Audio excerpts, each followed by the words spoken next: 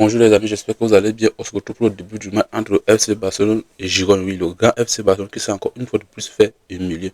Donc vous devez rater, tu restes jusqu'à la fin parce qu'on en parle dans cette vidéo. Tu likes, tu t'abonnes et tu partages. Sur ce, c'est parti.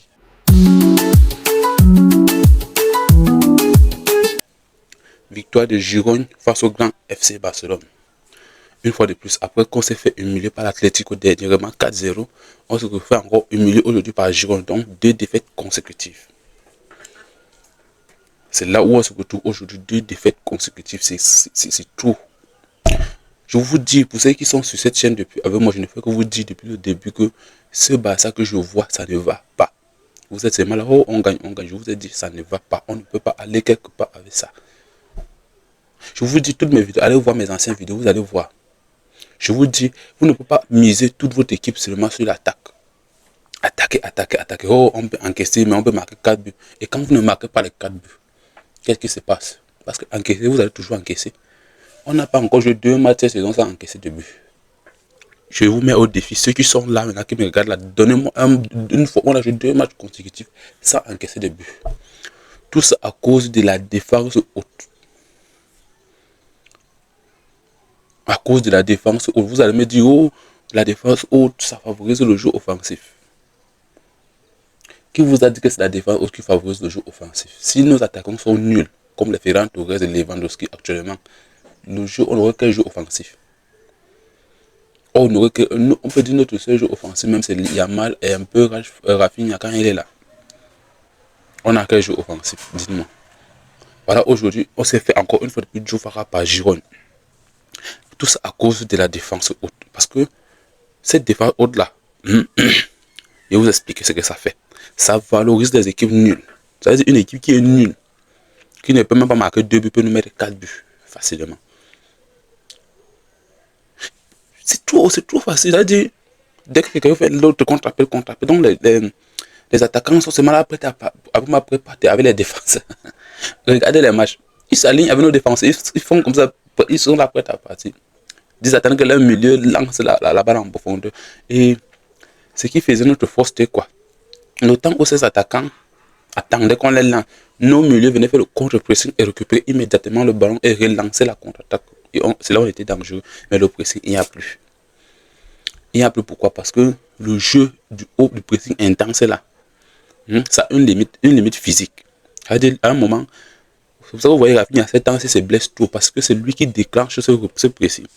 À un moment, même Yamal ne fait même plus ce pressing. À un moment, lorsque vous faites trop le pressing, ça épuise physiquement. Vous ne pouvez pas faire un pressing intense durant 3, 4, 5 matchs. Vous êtes devenu, quand vous courez, vous êtes à 3, vous êtes là-bas à 4. Non, vous allez vous fatiguer. Et c'est ça aujourd'hui que le Barça subit. On est en train de subir les effets du pressing intense là aujourd'hui. Et dès qu'il y a un petit relâchement, le milieu adverse a tout le temps. Il attend le meilleur appel pour envoyer le ballon en profondeur. Et on se retrouve en train d'avoir les faces, les 1 contre les 2 contre le gardien 3. Depuis même le match de Albacete là. Si l'attaquant de Albacete donnait la passe, on ne devait pas se qualifier. L'Atlético, eux, ce sont des meurtriers. Ils n'ont même pas cherché à réfléchir. Eux, depuis l'année passée, ils ont là depuis compris le piège du hors-jeu. Dès qu'ils mettent les soldats, ils viennent mettre les tapis devant nos goals. Parce qu'ils savent que dès que ça relance en profondeur, là, il se passe devant nos goals, c'est dedans. Les gars, cette histoire-là, je vais dire aujourd'hui, je vais prendre le courage. Vous avez dit que tu oses dire ça, oui, j'ai dit. Pour que notre Barça s'en sorte, il faut que Flick parte. Oui, je suis le premier à dire ça et je dis ça haut et fort dans cette chaîne. Oui, je m'en fous. Je sais que vous allez me taper dans les commentaires, mais il faut que Flick parte. Merci pour tout ce qu'il a fait. Merci pour. Mais pas. Au revoir. Bye. Oh. Si tu ne veux pas arranger ton histoire du piège du hors-jeu, on va se tout entrer à encaisser les buts, à perdre les grands titres parce que tu ne veux pas barrer là. Pardon. Bye. Ramenez-nous un coach qui a l'ADN du Barça et qui joue bas. Pour qu'on ait au moins une chance de bloquer certaines petites équipes. C'est devenu du n'importe quoi. Même le 19e est venu mettre 4 buts. Le milieu alors. Oh, les gars, je vous en prie. Trouvez un moyen pour ramener Pedri. Parce que ça là, c'est un milieu de 5e division. Tellement les gars sont nuls et faibles que les milieux du Giron se permettaient de faire les petits pas. Ça, je dis que ça là, oublions la Liga. Je vous dis, oubliez la Liga. Moi, je vous dis ça honnêtement. Oubliez la Liga parce que c'est le Real que je vois là. Ils ne vont pas accepter qu'on passe encore devant eux. C'est le Real qui est défensivement solide. C'est le Real qui a récupéré tous ses cadres. Je dis que là-bas, tout le monde est là. À Nord, Carrera, ils ont donc, honnêtement là, Madrid actuellement est mieux équipé que nous. Honnêtement, ils sont mieux ordonnés que nous. Honnêtement, défensivement, mieux. Donc, c'est parfait. Et il peut faire très très mal durant cette deuxième partie de saison. Il peut faire très très mal. Ne soyez pas surpris que vous ne les voyez pas dans la Ligue des Champions. Hein. Parce que défensivement, Rudiger, Hussein, ils sont compatibles. Il y a un désordonné et il y a un arrange. Les deux Lato, est-ce que je dois encore vous parler? Carreras, il emballe 5 défenseurs, il met des buts en ordre des centres, à laser, le milieu de terrain. Est-ce que je dois vous dire? Adagula, Valverde, Chouameni, bref, ils ont. Et en attaque, alors on connaît. Je n'ai même pas besoin de citer tout le monde, Mobutu. À lui seul, il est capable de mettre 50 buts seul là-bas devant et il gagne tous les matchs seul, même d'abord. Lui seul, il est capable de procéder à lui seul, il arrive à porter le Real seul. Combien de fois si les autres suivent, combien ils sont en train de suivre là. Donc, oubliez. Oubliez, parce que nous, on passe autant à bégayer, on passe autant à faire. Dites-vous que lorsque les attaquants de Giron lancent leurs attaques, ils sont alignés avec nos défenses comme ça. Comme ça, comme ça, comme ça, comme ça. Ils ont déjà compris notre jeu et ça ne sert plus à rien de jouer ce jeu. Ils n'ont plus besoin de dribbler 5 joueurs, ils n'ont plus besoin de chercher à créer, ils attendent seulement les passes en profondeur pour nous faire mal. Et ils le font très bien. Vous avez tout dit que oh, l'arbitrage est contre nous, l'arbitrage est défavorable. Je vous ai dit, moi je ne suis pas de ceux qui me cachent derrière l'arbitrage. Vous allez dire qu'on donne les pénaltys aux autres, non. Mais les pénaltys, il faut les causer. Vous pensez que le Real Madrid obtient ces pénaltys s'il ne les cause pas comment? Donc tu es dans ta défense, on te donne le pénalty. Ça ne marche pas comme ça. Ces pénaltys, il faut les causer. Vinicius massacrait le face à face. Les gars étaient obligés de faire des tacles non maîtrisés. Et le gars avait son expérience, il tombait simplement en place au pénalty. S'il ne faisait pas les dribbles qu'il faisait là, s'il y avait un bon jeu de contre-attaque qui amenait les défenseurs à se retrouver un contre eux avec lui, il devait avoir ses fautes. Vous voulez qu'on doit vous traiter de la même façon? Non. Vu les buts qu'on a encaissés aujourd'hui, c'est trop facile. C'est trop facile. Et avec ça, on ne peut pas aller loin. Je vous dis, Ligue des Champions, là, si on atteint même les quarts de finale, et quarts de finale même, c'est un miracle.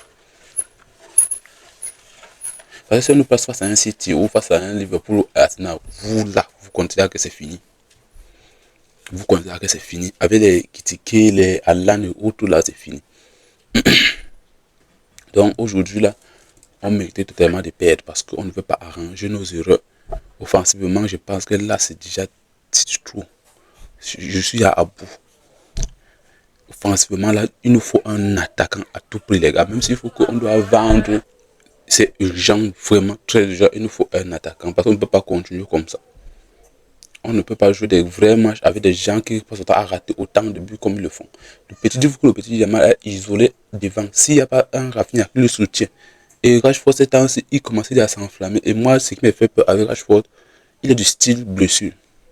Il est de la team blessure. Donc, c'est le genre de gars que il va plus passer son temps à l'infirmerie que dans le stade. Et je vous dis, attention à l'achat de Rashford. Parce que personnellement, moi, je ne suis pas un peu trop d'accord pour l'achat de Rashford actuellement. Parce que il s'est fait des vues. Il n'est pas comme Nico Villia. Il n'est pas comme il s'est fait des vues. Ça veut dire il peut signer son achat et il part au banc. Il part à l'infirmerie. Vous n'allez plus le voir. Il disparaît. Vous allez le voir peut-être une fois par an pour venir faire l'acte de présence. Vous allez me dire peut-être que je me trompe, je ne sais pas. Mais on attend ce que l'avenir nous réserve. On ne sait pas ce que l'avenir nous réserve, mais personnellement, c'est ce que je ressens quand je le vois. Donc, attention à ne pas se faire une fois de plus par un joueur. On ne peut pas se le permettre actuellement vu nos problèmes financiers et sportivement, ça ne va pas. Je vous dis, c'est que je vois le nombre de buts qu'on rate, le nombre de ceci, ça ne va pas, ça ne va pas. Donc, c'était tout pour le début de ce match pour moi. Et pensez à vous abonner. Si tu restes jusqu'à présent, ce que tu dis te plaît, tu t'abonnes, tu likes, tu partages, ça fait plaisir. Ça permet d'envoyer cette vidéo en avant. Et ça permet de grossir aussi la chaîne. Pour que je dois aussi vite commencer à améliorer nos matériels et autres, et commencer à faire des live et match. Oui, parce que c'est ça que j'ai envie de faire, des live et match. Et surtout, donnez-moi vos avis en commentaire et vos critiques. Ça me fait beaucoup plaisir. J'insiste beaucoup sur les critiques. C'est ça qui me fait évoluer. Sur ce, prenez soin de vous.